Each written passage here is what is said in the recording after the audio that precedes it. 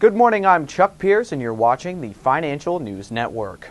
Bloomberg reported that fertilizer producers fell after the U.S. government said pre-harvest corn inventories fell less than analysts forecast.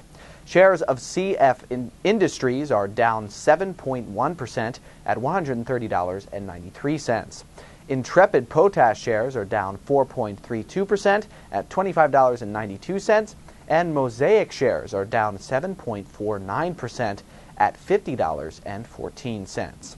CF Industries has a potential upside of 47.1% based on a current price of $129.96 and an average consensus analyst price target of $191.22. That's your latest news. I'm Chuck Pierce. Keep it right here to the Financial News Network.